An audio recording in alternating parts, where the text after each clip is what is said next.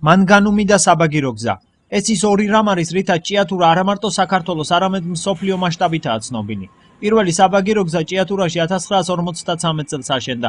მას შემდეგ 60 წელი გავიდა და ამ დროის განმავლობაში კიდევ არაერთი ბაგირგზა აშენდა. დღეს ის ჭიათურის სიმბოლოდაა აქცეული. ჭიათურის რელიეფიდან გამომდინარე, საბაგირო გზები მაღლობებზე შეფენილ სოფლებთან თუ სხვადასხვა ქუჩებთან დაკავშირების საუკეთესო საშუალებად იქცა.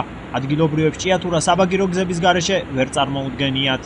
ქალაქისთვის არის ძალიან მოსახერხებელი, იმიტომ რომ თაგორიანია და ამიტომ პირველი ტრანსპორტია ჩვენი მოსახლეობისათვის, ძალიან კარგი ტრანსპორტია და თანაც უკვე ისე ჩაიჯდა ჩვენს მთასა და თაგორიან ქალაქში, რომ ფაქტიურად წარმოუდგენელია ჩვენ ქალაქში საბაგიროს გარეშე. ისტორიულად არის საბაგირო გზები ჭიათურაში, საერთოდ. წარმოუდგენელია ჭიათურა საბაგირო გზების გარეშე. ჩემი აზრით. ჭიათურა ერთი მარგანეცით იყო ცნობილი და მეორე იყო საბაგიროები.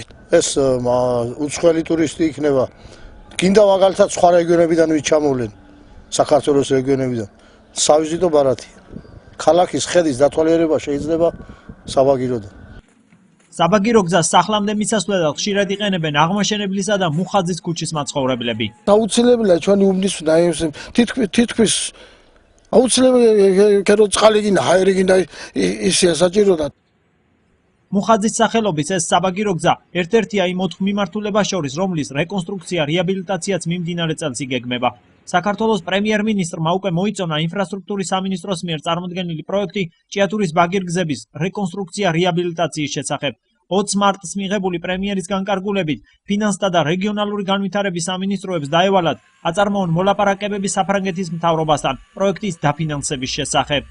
პრემიერ-მინისტრის მიერ იქნა გამოცემული განკარგულება ახალი საბაგირო გზების დაფინანსებასთან დაკავშირებით, რომელიც დავალებული აქვს ფინანსთა სამინისტროს და ინფრასტრუქტურის განვითარების სამინისტროს.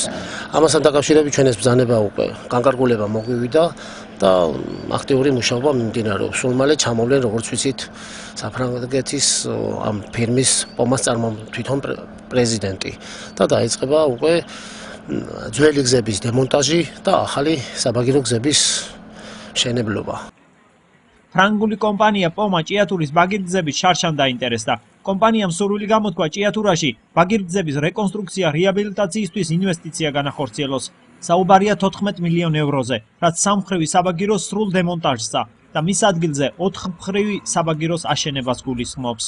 უკვე მიდის მუშაობა და შეიძლება რამოდენიმე ხაზი სახეშეცვლილი იყოს.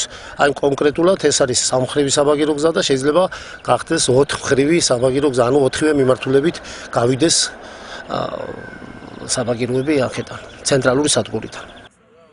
შეპესა ჭიათურის ბაგირგზების უფროსი ამბობს, რომ ფრანგულ მხარესთან სხვადასხვა საკითხებზე კონსულტაციები მიმდინარეობს. რა ჩვენ კონკრეტულ მითითებებს ვაძლევთ, იმას ვითვალისწინებთ და ბოლო მიღწევები რაც არის საერთოდ გამოყენებული იქნება აბსოლუტურად ყველაფერი.